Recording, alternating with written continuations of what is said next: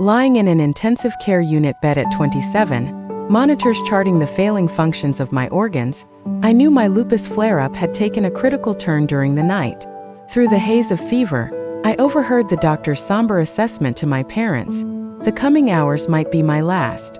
Their response, overheard from my room, crushed the fragile hope I still held on to. They stated they couldn't miss Matthew's engagement party. They left, abandoning me to a solitary fight for survival. The message I composed afterward fundamentally altered our relationship forever. Before I share how I endured that night and the contents of my letter, perhaps you could indicate where you are watching from in the comments and consider subscribing if you've ever experienced feeling overlooked by those who ought to cherish you most. My upbringing in the suburbs of Boston afforded material comfort. We lived in a 2-story colonial with ample bedrooms, a meticulously kept yard, and a swing set my father Richard assembled one summer. My mother Diana displayed numerous family photographs throughout the house, predominantly featuring my older brother Matthew. Looking back, those pictures were a silent testament to a truth I couldn't articulate then. In nearly every image, Matthew occupied the central space, while I lingered near the frame's edge, as if an afterthought the photographer struggled to include. From the moment Matthew arrived, 3 years prior to me, he became the undisputed focal point of my parents' lives.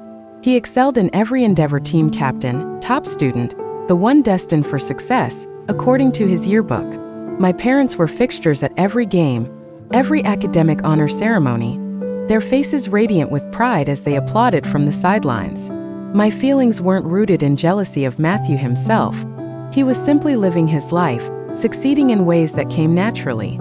The real sting came from witnessing my parents' overt prioritization of him at every turn.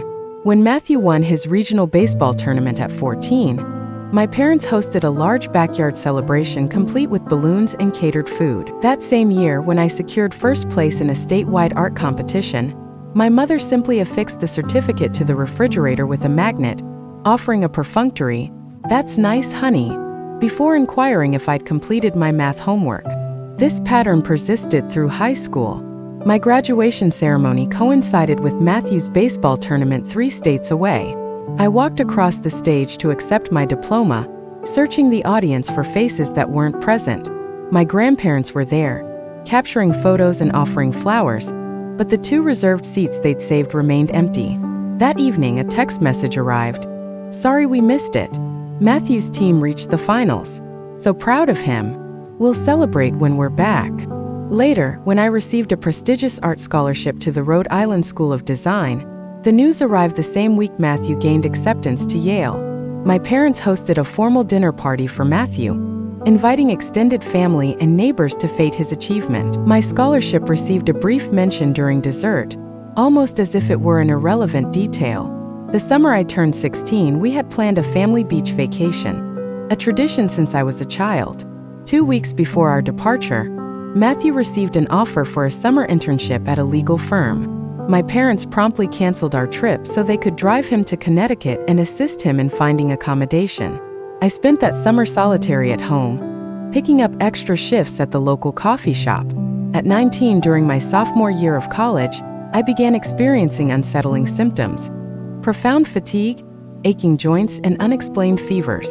Following numerous consultations and medical evaluations, I received a diagnosis: lupus, an autoimmune condition requiring ongoing management. When I informed my parents, my mother's response was, "Are you certain it's not merely stress? You've always been rather sensitive." My father added, "Perhaps you're overworking yourself studying, or not eating properly." Their dismissal of my diagnosis as mere dramatics caused deeper pain than the illness itself. As my symptoms fluctuated over the ensuing years, they would often imply I was exaggerating when I had to cancel plans due to flare-ups. "Matthew works 60 hours a week and never complains," became their familiar refrain. After college, I relocated to Chicago, partly for a graphic design opportunity, but primarily for the distance from my family. The city offered anonymity and the chance to forge an identity independent of being Matthew's younger sister. I found an apartment with a roommate, Jessie, who swiftly became the closest person to family I had ever known. Jessie possessed an awareness of things about me that my own parents had never noticed. When I was pushing myself too hard, when my symptoms were flaring, when I needed solitude or companionship. She took the initiative to learn about lupus, conducting her own research and discreetly tracking my medications without being asked. "That's what friends do," she would say when I expressed gratitude, as if such deep care were the most ordinary thing in the world. Despite the geographical separation, I maintained weekly phone calls with my parents, clinging to the hope that adulthood might somehow reshape our dynamic. Yet, each conversation followed the same predictable path: brief questions about my life, followed by extensive updates on Matthew's latest accomplishments, his legal career, his new condominium, his seemingly perfect girlfriend, Vanessa. I would hang up feeling like a stranger to my own family, merely an acquaintance they checked in with out of obligation. My career in graphic design flourished despite my health challenges.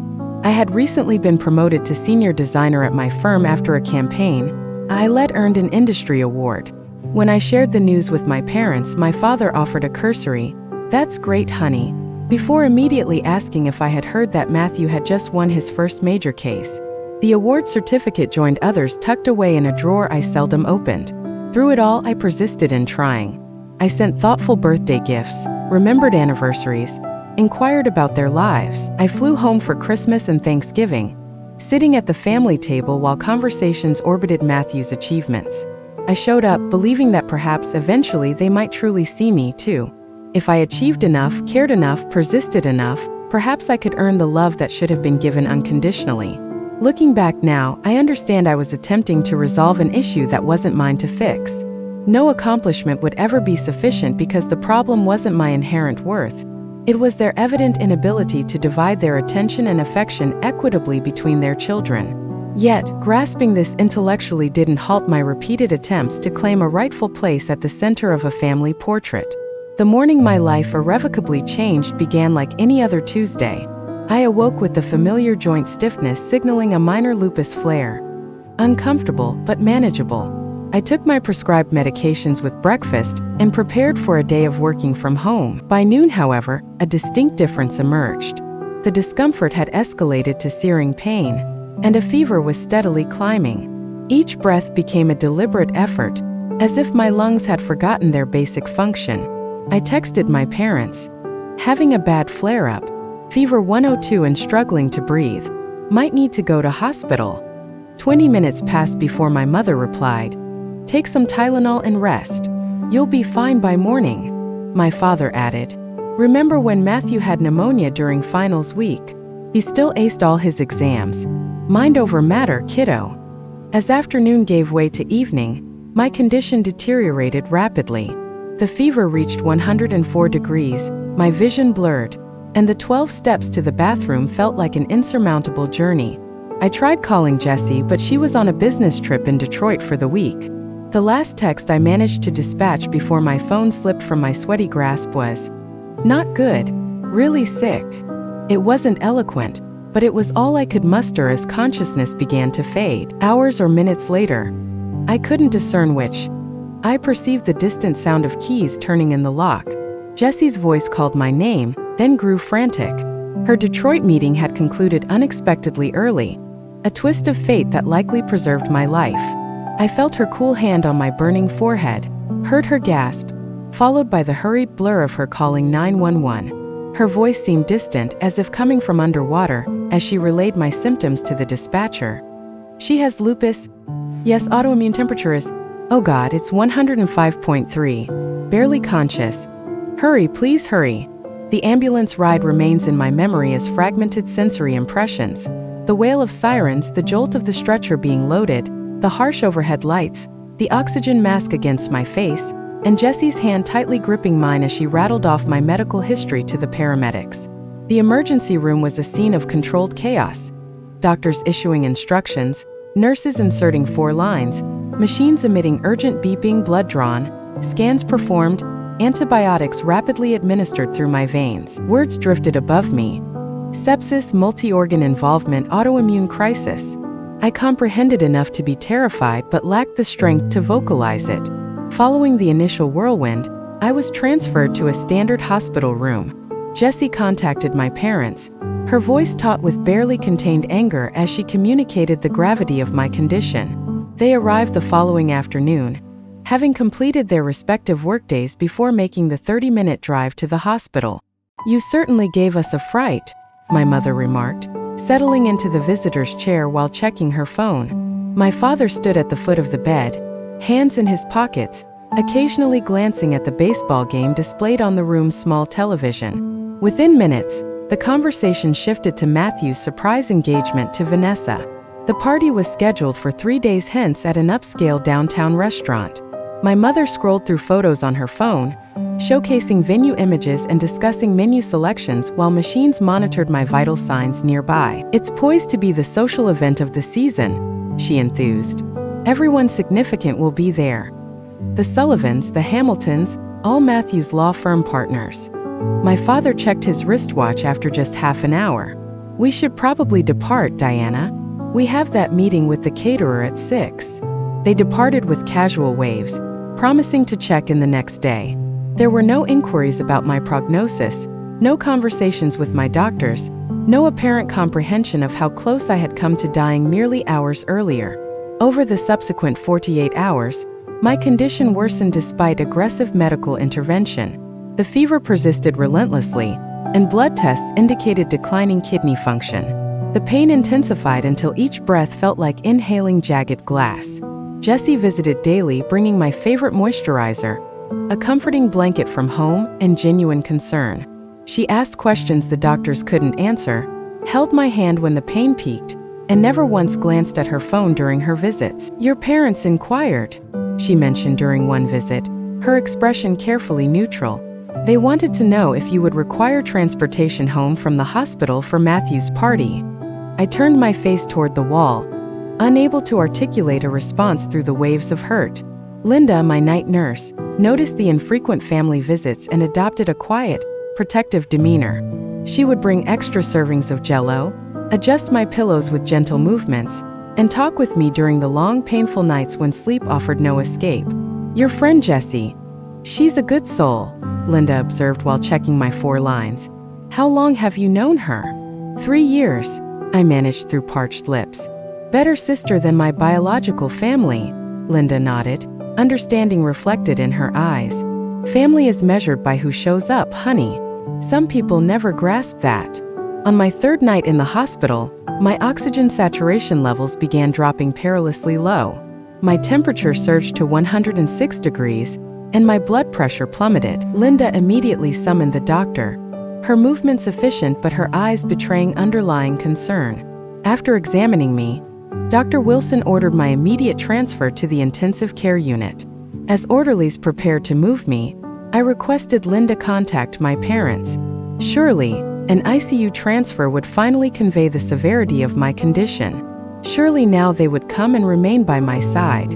The desperate, ingrained hope of a child seeking parental comfort persisted despite 27 years of evidence to the contrary.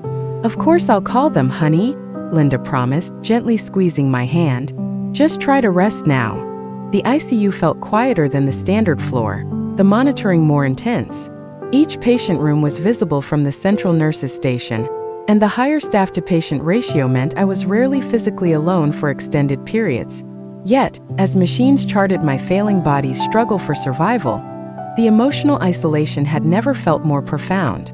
I watched the door with every sound in the hallway, waiting for my parents, hoping that this time, when it genuinely mattered, they would finally prioritize me. Dr. Wilson, a tall woman with prematurely gray hair and kind eyes, arrived the following morning with my charts. After a thorough examination, her expression became grave. She stepped out of the room, and through the glass walls of the ICU, I watched her greet my parents who had just arrived. She guided them to a small consultation room located across from the nurses' station. Although I couldn't hear their words, the gravity of her posture and facial expression conveyed everything I needed to know. Nurse Linda, checking my vital signs, noticed my gaze fixed on the meeting. "Would you like me to leave the door ajar so you can hear?" she asked quietly. I nodded, silently grateful for her understanding. Dr. Wilson's voice carried clearly through the open doorway. "Mr. and Mrs. Wallace, Olivia's condition has significantly worsened overnight. The lupus flare has triggered what we term a cytokine storm, causing widespread inflammation throughout her body. Her kidneys are exhibiting signs of acute damage, Her liver enzymes are elevated, and her respiratory function is compromised. My mother's voice, higher pitched than usual, responded, "But she'll recover, right? She's always been sensitive, but she bounces back." "I need to be direct with you," Dr. Wilson continued, her tone measured but carrying an unmistakable urgency. "We are employing every medical resource available, but tonight is critical. Her body is battling on multiple fronts. There is a significant possibility that she may not survive until morning." The silence that followed seemed to stretch into an eternity. I pictured my parents' faces, imagining them finally processing the doctor's words, finally grasping the severity they had dismissed for days. Then the unmistakable sound of a ringing phone shattered the silence. My father's voice. "Sorry, doctor, it's Matthew. I really should take this." I strained to hear every word, each one a new wound to my already failing heart. "Hey, son." "Yes, we're at the hospital." No, we'll absolutely still be there. The restaurant requires final numbers by noon. I'll call them immediately after this." My mother's voice interjected after my father concluded his call. "Dr. Wilson, we understand this is serious, but tonight is Matthew's engagement party. We've been planning it for months. Everyone will be there. Perhaps we could arrange shifts." My father suggested.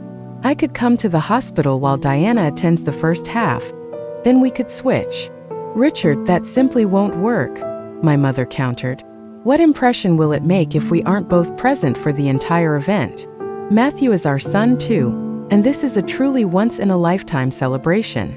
"Mrs. Wallace," Dr. Wilson's voice acquired an edge I hadn't previously detected. "Perhaps I haven't been sufficiently clear. Your daughter is critically ill. Multiple organ systems are failing. We are exerting every effort, but there is a very real possibility that she will not survive the night." "We understand," my father replied, his tone identical to the one he used when negotiating business deals. "We will stop by the hospital after the party. It shouldn't conclude too late, perhaps around 11 or so. And we will keep our phones on vibrate," my mother added, as if this represented a significant concession. I couldn't see Dr. Wilson's face, but the protracted pause suggested she was struggling to maintain her professional composure. "I see," she finally stated. "I will document your decision in Olivia's chart." The consultation room door opened, and my parents emerged into the hallway. Dr. Wilson walked away stiffly, her shoulders tense. My parents approached my room, their expressions arranged into a facade of careful concern that didn't reach their eyes. "Hey, sweetheart," my mother said, positioning herself at the foot of my bed rather than moving to my side. "The doctor says you're experiencing a difficult period, but you'll pull through. You always do. We need to depart shortly to finalize the party preparations," my father added, checking his watch. "Matthew's momentous day, you understand," my mother continued, adjusting her designer handbag on her shoulder. "But you'll be fine. The doctors are likely just being overly cautious. Matthew and Vanessa would be so deeply disappointed if we weren't there for the entire duration," my father explained, as if I hadn't overheard their entire conversation. "We are the hosts, after all." "We'll keep our phones on vibrate," my mother reiterated, already beginning to edge toward the doorway. "Call if there's any alteration in her condition." I was unable to speak. The pain inflicted by their betrayal eclipsed even the physical agony coursing through my body. Silent tears traced paths down my face as they left with casual waves, their steps quickening as they reached the elevator, as if eager to escape the inconvenient reality of their daughter's mortality. Nurse Linda entered after they had gone, her face initially a careful blank as she checked my monitors. But when she saw my tears, her professional mask dissolved. "I am so profoundly sorry, honey," she whispered, squeezing my hand gently. "That is simply not acceptable at all." I turned my face away, incapable of responding through the sobs that convulsed my inflamed lungs. Each cry sent daggers of pain through my chest, but the physical hurt paled in comparison to the gaping wound their abandonment had inflicted. Jessie arrived after finishing work, her face flushed from rushing. She took one look at me and immediately understood something was terribly wrong, beyond my physical state. When I managed to recount what had transpired between labored breaths, her expression transformed from concern to absolute fury. "They what?" she demanded, her voice rising until Linda gently cautioned her, reminding her of ICU regulations. "They are choosing a party over being with you tonight." After what the doctor informed them, I nodded weakly. "That settles it," Jessie declared, pulling a chair directly to my bedside and taking my hand. "I am not leaving. Not for a single moment. My boss can terminate my employment if he wishes, but I am remaining right here all night." True to her word, Jessie stayed as my condition continued to deteriorate. The night blurred into a sequence of medical interventions, each hour presenting a new crisis. My temperature spiked to hazardous levels, inducing hallucinations that mingled with moments of frightening clarity.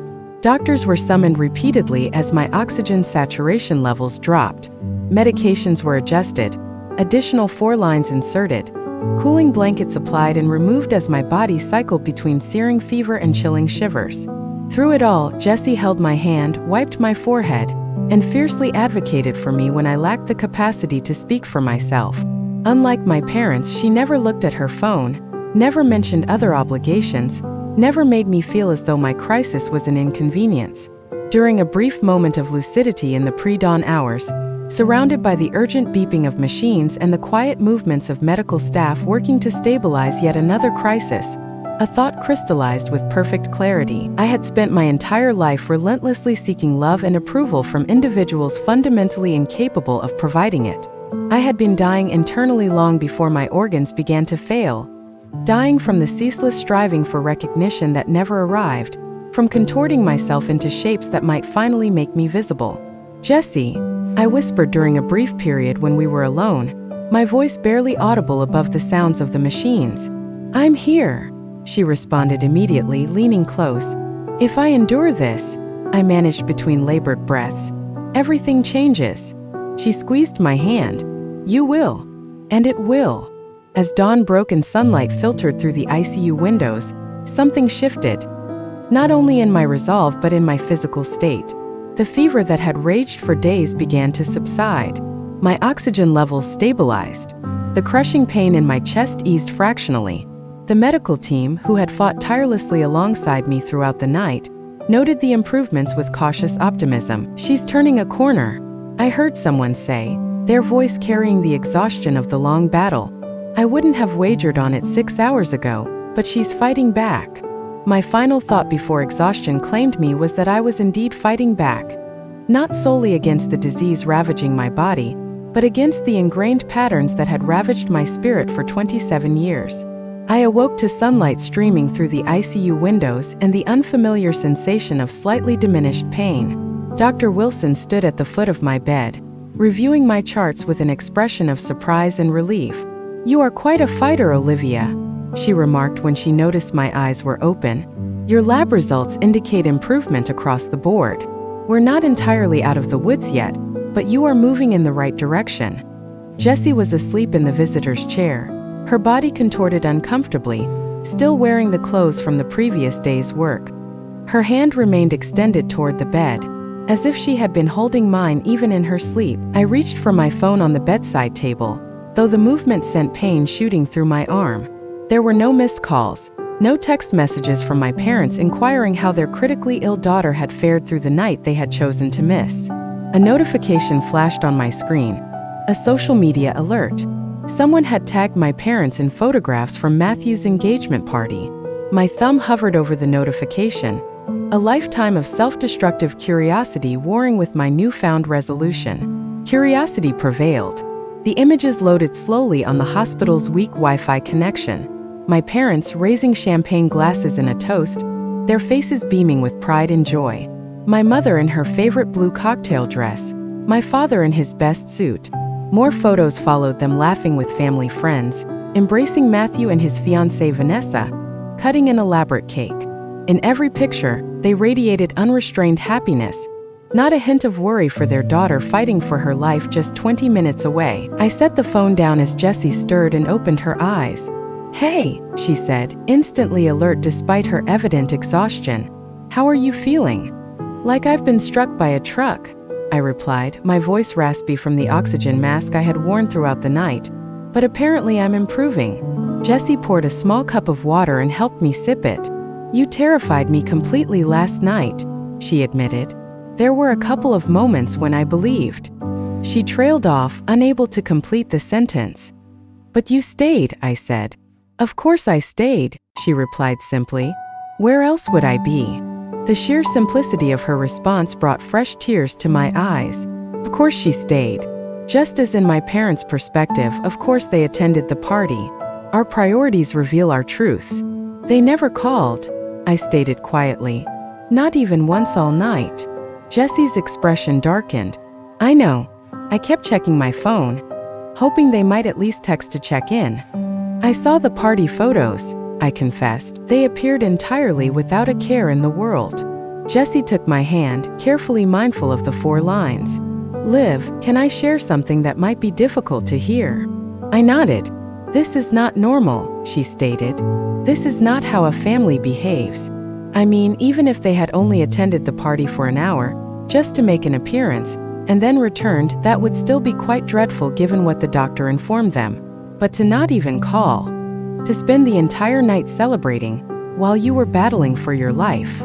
She shook her head slowly. That isn't love. That's not even basic human decency. Her words were painful, but like the setting of a fractured bone, necessary for proper healing. Nurse Linda entered to check my vital signs, her expression softening when she saw I was awake. There's our fighter, she said warmly. You presented quite a challenge last night, but you are looking much better this morning. As she checked my IVs and recorded measurements, she inquired casually, Any word from your parents this morning? No, Iraplia. They are likely resting after the party. Linda's lips compressed into a thin line as she adjusted my medication drip. After ensuring we were alone, she perched on the edge of my bed. Olivia, I don't typically engage in such personal conversations with patients, but I want to share something with you. 20 years ago, I was diagnosed with breast cancer at 32. My husband at the time decided a golf tournament was more important than my first chemotherapy session. She smoothed my blanket with practiced movements. He is my ex-husband now, and that was the best decision I ever made. Sometimes it takes a health crisis to illuminate who truly deserves a place in our lives. She gently patted my hand and stood, just something to contemplate. Now, is there anything I can provide for your discomfort? After Linda departed, Jesse and I conversed for hours, engaging in a truly honest dialogue about the recurring pattern of emotional neglect that had characterized my relationship with my parents. Each memory I recounted seemed to fortify my resolve. The missed graduation, the canceled vacation, the constant comparisons to Matthew, the dismissal of my illness as dramatics. I have been attempting to earn their love my entire existence, I realized aloud. Every accomplishment, every achievement, it was all merely another attempt to be seen, to be valued the way they value Matthew. You should not have to earn love from your parents, Liv, Jesse said softly. It should be given freely. As the medication cleared from my system and the fever continued to recede, I found myself thinking with unexpected clarity. The near-death experience had burned away the fog of denial I had resided in for years. I could see now that nothing would change unless I initiated the change. My parents would persist in their pattern of emotional neglect as long as I continued to tolerate it. I cannot continue like this any longer, I finally stated. I cannot keep hoping they will suddenly transform into different people. I cannot keep allowing them to shatter my heart. Jesse nodded. So, what is it you want to do? I require space to heal, both physically and emotionally. I cannot return to my apartment alone in this state, but I also cannot bear the thought of them suddenly assuming the role of concerned parents now that the party has concluded. Stay with me, Jesse offered immediately. The spare room is small, but it is yours for as long as you require it. Al and I can coordinate shifts to assist until you are back on your feet. Al was Jesse's boyfriend of 2 years, a kind, quiet graphic designer who had always treated me with the easy acceptance one might expect from extended family. Are you certain? I would be a considerable burden right now. Completely certain, Jesse stated firmly. He already agreed when I informed him last night. The decision solidified. I would recover elsewhere, away from my parents' performance of concern staged only when it aligned with their schedule. But first, I needed to make my position unequivocally clear. Can you retrieve my laptop? I need to email work about taking medical leave. Jessie retrieved my laptop from my bag. While she stepped out briefly to find coffee, I opened a blank document and began writing. Not to my workplace, but to my family. The words flowed with surprising ease, as if they had been waiting for years to be articulated. The letter was not filled with anger. Anger demanded energy I did not possess. Instead, it was clear and definitive, acknowledging the lifelong pattern that had culminated in the previous night's ultimate betrayal. I explained my decision to recover elsewhere and establish terms for any future communication. It wasn't a door permanently sealed, but a boundary firmly erected. I would no longer accept fragments of attention offered at their convenience. I would no longer diminish myself to fit their narrative. By afternoon, my medical improvement was significant enough that Dr. Wilson discussed the possibility of discharge with intensive home care in a few days. Normally, we prefer to have family present for discharge planning, she began hesitantly. My roommate, Jessie, will be caring for me, I interjected. She has already made arrangements to work remotely for the next 2 weeks. Dr. Wilson's expression conveyed understanding. I see. Well, we will need to review medication schedules, warning signs to monitor, and follow-up appointments. She appears highly competent. She is, I confirmed. More than competent. Linda returned for her shift that evening and assisted in arranging the details of my discharge, acting against standard hospital recommendations. Her quiet support and subtle maneuvering of the system on my behalf represented yet another act of genuine care that underscored the absence of the same from my own family. Your parents contacted the desk, she mentioned while helping me sit up to eat dinner. They indicated they would stop by this evening after they recovered from last night's festivities. The casual cruelty embedded in their phrasing, recovered from festivities, while I was recovering from near death, cemented my decision. Linda, can you help me depart from here before they arrive? She studied my face for a moment, then nodded slowly. Let me assess what can be arranged.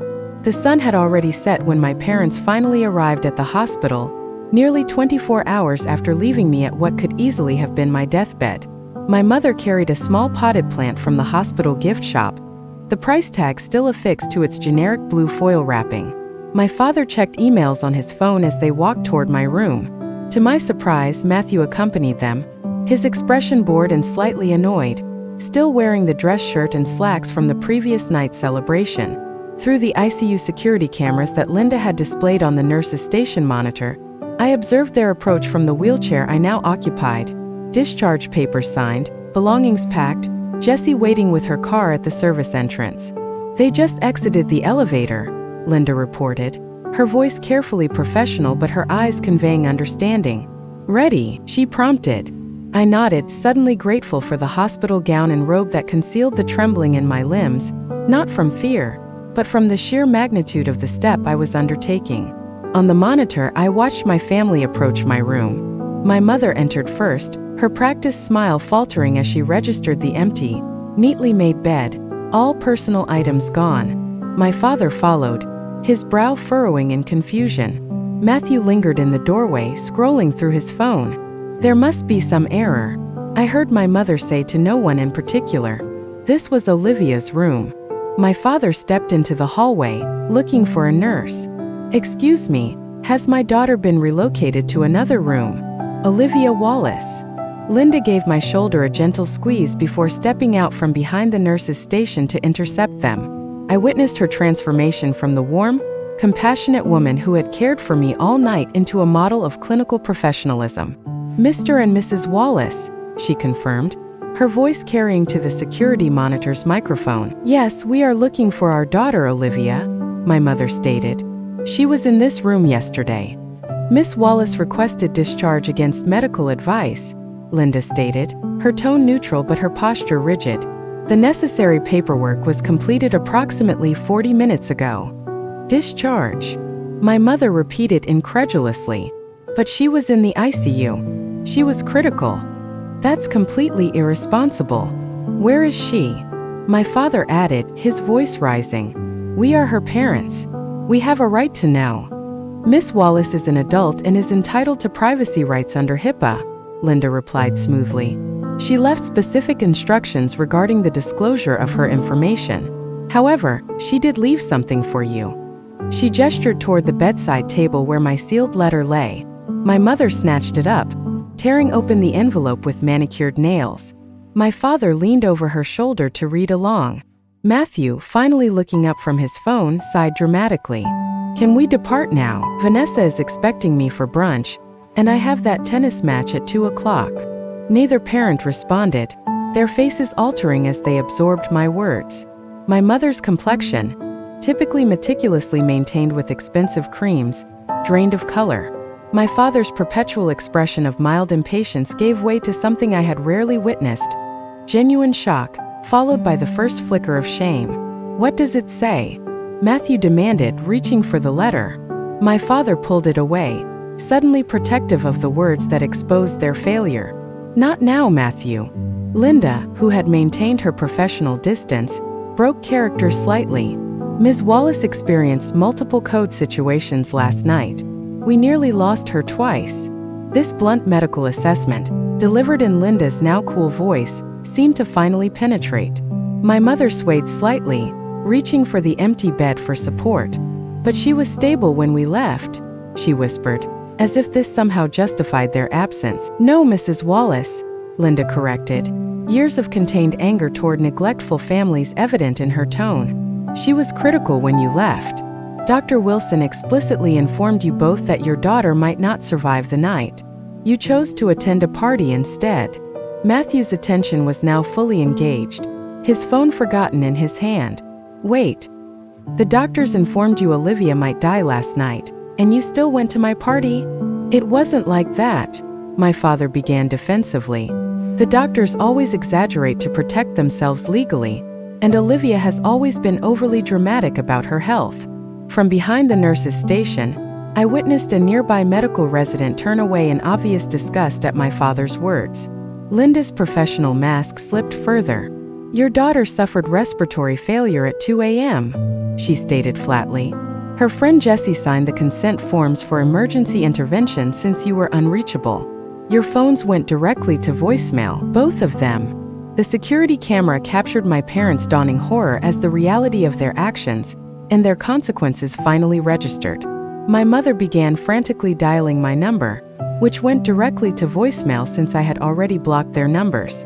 My father demanded my home address from Linda, who simply reiterated the HIPAA regulations regarding patient privacy. As they argued with the hospital staff, growing increasingly desperate, I observed the collective cool treatment they received from the personnel. Word had spread among the ICU staff about the parents who prioritized a party over their critically ill daughter. I overheard snippets of whispered conversations as nurses passed each other. "Those are the ones who chose a party. Can you imagine leaving your child like that? The friends stayed all night while they were out celebrating." After exhausting their options at the hospital, my parents departed in a rush, presumably heading to my apartment. They wouldn't find me there either. Jessie had already collected my essential medications and clothing the previous day. My apartment stood empty, a physical manifestation of the emotional vacancy I had inhabited for years. I watched on the monitor as they huddled in the parking lot, my father making calls, likely to my workplace, though they would only confirm I was on medical leave without providing details. Matthew stood apart, his expression unreadable from the camera's angle, but his body language suggesting the first recognition that something was profoundly flawed with the family dynamic he had benefited from his entire life. "Ready to proceed, honey?" Linda asked, returning to the nurse's station. I nodded, suddenly weary from the emotional weight of what I had just witnessed and enacted. "For what it's worth," she said quietly as she wheeled me toward the service elevator, "I believe you are making the right decision. Healing is not solely physical." As Jessie helped me into her car minutes later, my phone began vibrating with incoming calls from numbers I didn't recognize. Likely my parents using different phones to attempt to reach me. I switched it off completely, sinking into the passenger seat with the bone-deep exhaustion of someone who had fought two battles simultaneously. One against disease and one for self-preservation. "Let's go home," Jessie said, squeezing my hand gently before putting the car into drive. Home. Not the apartment I had been residing in, and certainly not the house where I grew up. Home was now defined by the presence of individuals who showed up when it mattered most. As we drove away from the hospital, I felt the weight of decades of striving for approval lifting from my shoulders, replaced by the unfamiliar lightness of choosing my own worth. The initial week in Jesse's spare room passed in a blur of medications, rest, and the fundamental tasks of healing. My body, pushed beyond its limits by the lupus flare and subsequent organ stress, demanded recovery above all else. Jesse and Al established a schedule, ensuring someone was always present with me. They administered medications promptly, assisted me to the bathroom when walking proved too challenging, and maintained meticulous logs of my symptoms and improvements as instructed by the hospital. Their matter-of-fact caregiving stood in stark contrast to my parents' lifelong dismissal of my illness. When pain roused me during the night, Jesse appeared with medication and water without complaint. When fever briefly returned, Al drove at midnight to locate an open pharmacy for the prescribed antipyretics. No one suggested I was exaggerating or being dramatic. My suffering was acknowledged, my needs attended to without question. When I eventually reactivated my phone, it displayed 67 missed calls and 39 text messages from my parents. I scrolled through them without opening any, observing the progression from angry demands, "Call us immediately. This behavior is unacceptable," to desperate pleas. Please just let us know you are alive. We are worried sick." The irony of that final phrase was not lost on me. Worried sick now, when it was too late, but not when I was genuinely sick and their presence might have made a difference. Matthew had sent a single text message. "Mom and Dad are panicking. Just call them so they will cease bothering me about it." I deleted all of them and blocked each number, then redirected my attention to the messages from the people who had genuinely shown up for me. My team at work had arranged for a meal delivery service during my recovery. My neighbor from across the hall had guided Jesse through my apartment to retrieve additional belongings I required. Friends I hadn't seen in months due to work obligations sent flowers, books, and gentle inquiries about how they might be of assistance. The contrast was illuminating. I had, without realizing it, built a community of care around myself, people who chose to support me not out of obligation, but out of authentic connection.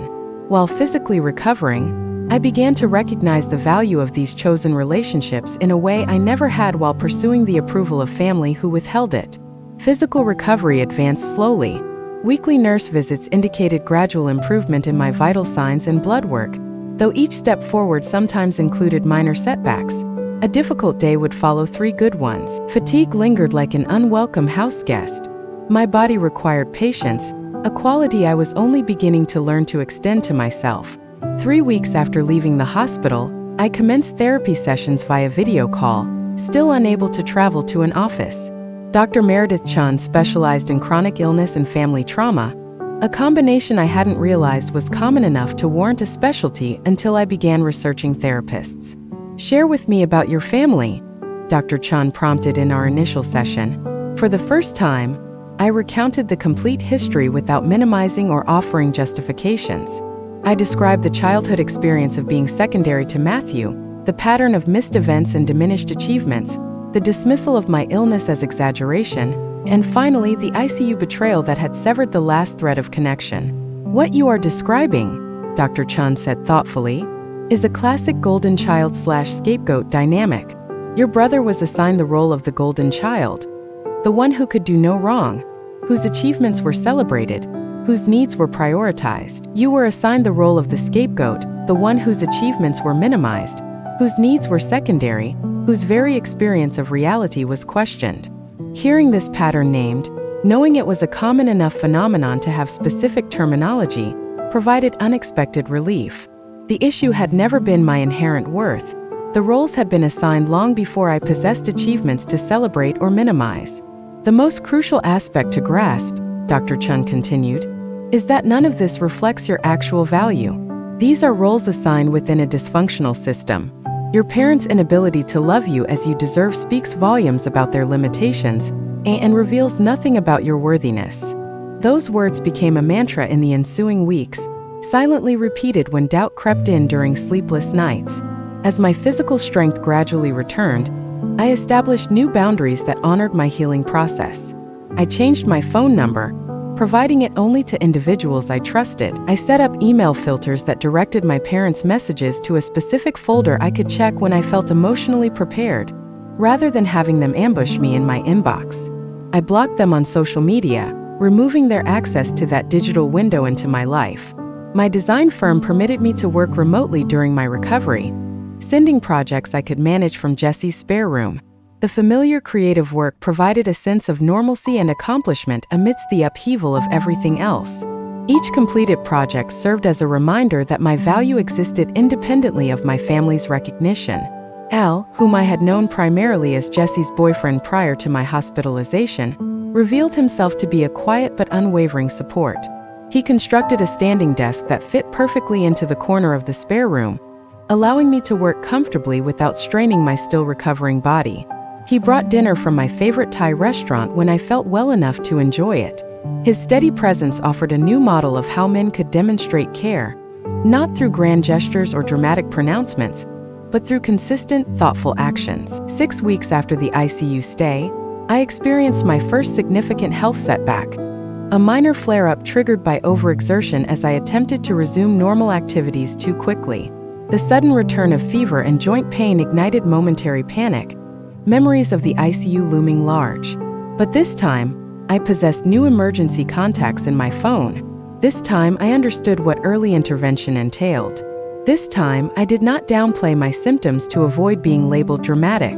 Jesse drove me to urgent care, where 4 fluids and adjusted medications prevented escalation to hospitalization. The doctor reviewed my records, asking pointed questions about my support system for recovery. "I have people who show up," I informed her simply. "Good people," she nodded, understanding the weight behind those words. "That is the most effective medicine I can prescribe." As October transitioned into November, the approach of Thanksgiving presented new emotional territory to navigate. My first major holiday without family contact loomed as both a liberation and a loss. Jessie resolved this dilemma by extending an invitation from her parents. "Mom wanted me to tell you there is a place at the table with your name on it," she informed me casually one evening. "Dad is smoking both a turkey and a ham because he can never settle on which is superior. Fair warning, my sister's children are quite boisterous, and my grandmother will ask highly inappropriate questions about your romantic life." The simple act of inclusion, being wanted at someone else's family table, brought unexpected tears. "Are you certain they won't object?" "I am not actual family." Jessie looked at me steadily. "Liv, after everything we endured in that hospital, you are family in every way that truly matters. Besides, Mom has been searching for someone who actually appreciates her cranberry relish recipe. The rest of us despise it."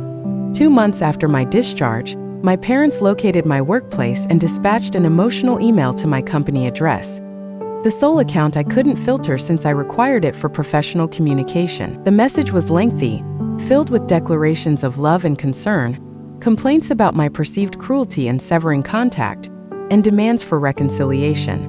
Reading it sent me spiraling into anxiety that triggered another minor flare, starkly demonstrating how deeply the emotional wounds continued to affect my physical health. Dr. Chun assisted me in crafting a limited response with firm boundaries. "I am safe and in the process of recovery. I am not prepared for contact beyond this message. I will reach out when and if I feel capable of rebuilding communication. Please respect this boundary as a necessary component of my healing." Their reply arrived within minutes, pages of justifications, explanations for why they had made the choices they had, insistence that I was overreacting. Dr. Chun helped me perceive these not as reasonable arguments, but as attempts to reestablish the old dynamic where my reality could be dismissed and their narrative could dominate. I did not respond again, choosing instead to concentrate on rebuilding my life without the constant pursuit of approval that had defined it for so long. December brought another significant milestone, moving into my own apartment in the same building as Jessie and Al. The proximity maintained my support system, while allowing me to reclaim independence as my health stabilized. My new space became a physical manifestation of my emotional transformation, filled with art I cherished rather than what might impress others, arranged for my comfort rather than for external appearances, a sanctuary rather than a showcase. I painted one wall the bright turquoise my mother had always deemed garish and hung a gallery of my own photography that had previously been stored in portfolios. As winter settled over Chicago, I began writing about my experiences, initially in private journals, then in a blog focused on chronic illness and family dynamics. The first post, titled "When Those Who Should Care Don't: Navigating Health Crisis Alone," received comments from dozens of others with similar experiences. Their responses unveiled a community I hadn't known existed, people navigating both chronic conditions and the complicated grief associated with family members who couldn't or wouldn't provide adequate support. One commenter wrote, "Reading this felt like discovering words for an experience I've never been able to articulate to others. Thank you for making me feel less alone in this." That comment prompted another post, then another. The blog became both a therapeutic outlet and an unexpected avenue for connection with others walking similar paths. With each shared story, the shame I had carried, the belief that I must be fundamentally unlovable if my own parents couldn't prioritize me, diminished further. 3 months after the ICU stay, I received an unexpected email from Matthew. Unlike our parents' messages, his was brief and uncharacteristically reflective. "Olivia, I've been contemplating what transpired at the hospital a great deal. About many things, actually. I'm beginning to notice certain patterns I was previously oblivious to.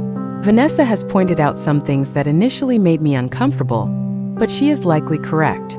I am unsure if you wish to hear from me at all, but if you are open to it, perhaps we could converse sometime. No pressure. Matt."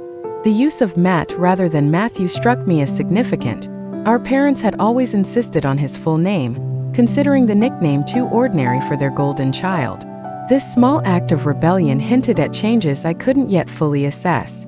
I saved the email, deciding to consider it when I felt stronger. The bridge to my brother, unlike the one to my parents, wasn't necessarily burned beyond repair. However, any reconstruction would occur on new terms, with a clear-eyed recognition of the dynamics that had shaped us both. As winter yielded to early spring, my physical health stabilized into a new equilibrium, not cured, as lupus would never be, but managed with greater attention and care than I had previously afforded it. My emotional health, too, found a more stable foundation as I learned to validate my own experiences, rather than seeking external confirmation of their reality. 3 months after leaving that hospital bed empty, I was finally filling my own life in ways I had never imagined possible, with boundaries that offered protection, relationships that provided nourishment, work that felt fulfilling, and a growing conviction that my worth had never been contingent upon my family's capacity to recognize it. 6 months after that pivotal night in the ICU, spring had fully enveloped Chicago. The lakefront pathway blossomed with vibrant flowers, and my life had similarly blossomed into something I barely recognized. Something stronger, more authentic, and deeply rooted in self-respect. My physical health had stabilized under a new treatment protocol developed with a rheumatologist specializing in lupus. We had found medications that effectively managed symptoms without debilitating side effects. I had learned to heed my body's signals rather than forcing myself through pain to prove I wasn't being dramatic. Regular yoga practice, mindful nutrition, and sufficient rest became non-negotiable elements of my routine acts of self-care rather than self-indulgence. My career had not just recovered but flourished. The perspective gained through the near-death experience clarified my creative vision and priorities. I had been promoted to art director, leading a team of 5 designers on campaigns that reflected my newly authentic voice. Colleagues commented on the noticeable transformation in my work. It was bolder, more distinct, less preoccupied with seeking universal approval. Most significantly, I had cultivated a circle of chosen family who provided the unwavering support my biological relatives never had. Jesse and Al remained my closest companions, but the circle had expanded to include supportive colleagues, friendly neighbors, fellow members of chronic illness support groups, and blog readers who evolved into real-life connections. Weekly dinner gatherings in my apartment featured an assortment of mismatched chairs gathered from various homes, eclectic potluck contributions, and conversations that flowed effortlessly until midnight. I had never laughed so freely or felt so genuinely seen.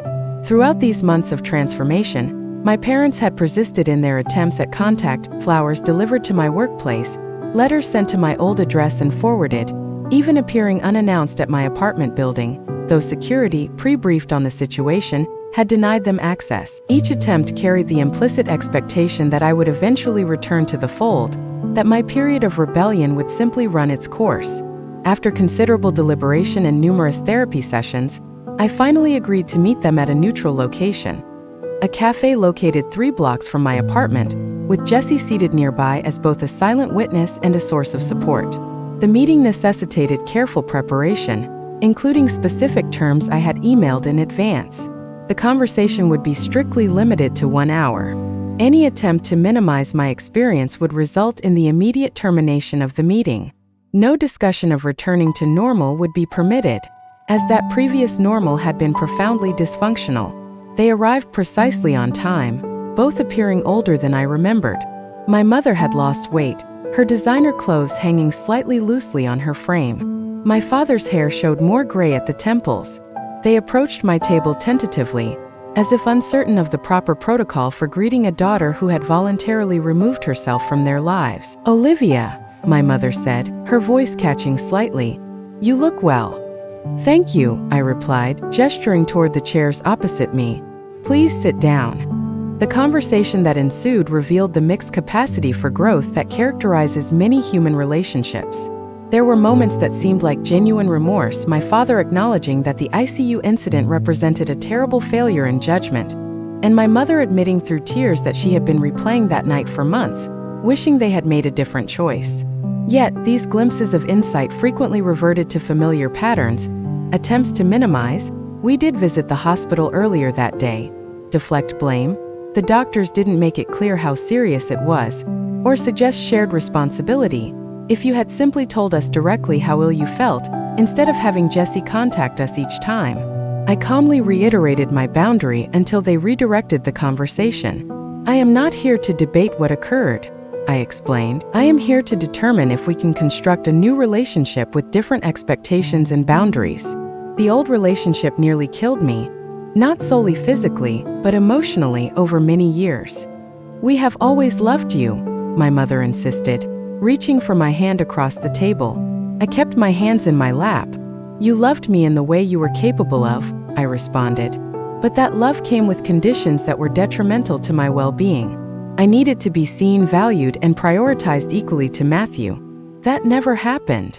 My father shifted uncomfortably. "We never intended to make you feel less important. Impact carries more weight than intent," I replied, echoing Dr. Chen's words. "And the impact of your choices was that I spent my life feeling invisible and unworthy." The hour passed swiftly, establishing tentative parameters for what might potentially follow. Monthly phone calls with defined time limits, no unannounced visits, respect for my health needs without questioning their validity, and no pressure to attend family events that felt emotionally unsafe. As we prepared to part, my mother asked tearfully, "Will you ever extend forgiveness to us?" The question wasn't unanticipated, but my answer surprised even me. "I have already forgiven you, in the sense that I no longer carry anger. It was too heavy a burden. But forgiveness does not necessitate returning to a situation that caused harm. It signifies that I have released the expectation that you could have been different than you were. Now I am creating a life that honors what I require, whether or not you can provide it." They departed looking shaken but thoughtful. Whether lasting change would manifest remained uncertain, but my well-being no longer hinged on their transformation. A week after this meeting, I received an email from Matthew. Not the first since his initial outreach, but the most substantial. He requested his own meeting, separate from our parents.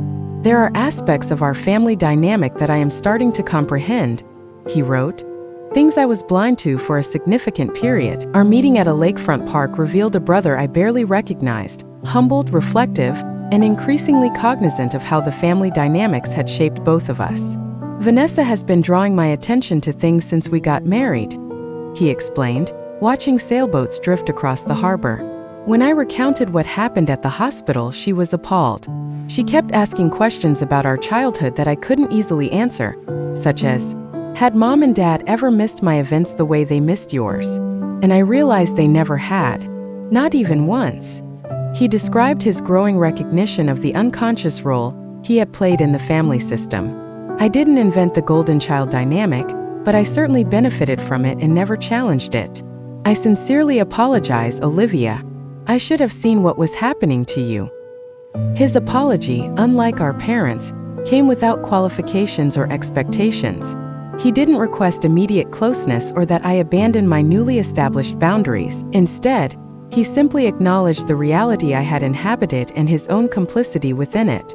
"Vanessa has been beneficial for me," he added. "She calls me out when I revert to old family patterns. She is helping me learn how to be different from the person I was raised to be." This conversation marked the beginning of a slowly rebuilding relationship with my brother. Not the instantaneous closeness of movie reconciliations, but a gradual, authentic connection based on mutual respect rather than assigned family roles. 3 weeks later, I tentatively agreed to attend dinner at my parents' home, the first time I had entered that space since my hospitalization. I brought Jesse for support and established a clear departure time in advance. The evening progressed reasonably well until dessert, when my mother began questioning whether I was still claiming that job stress affected my lupus symptoms. Without drama or a lengthy explanation, I simply stood, thanked them for dinner, and departed, a simple enforcement of the boundary I had established. My phone rang repeatedly during the drive home, but I did not answer. The following day, I sent a brief email. "Last night exemplified the dismissal of my health experiences that I can no longer accept. We can attempt to connect again in 2 weeks if you are willing to respect that boundary." My mother's reply arrived hours later.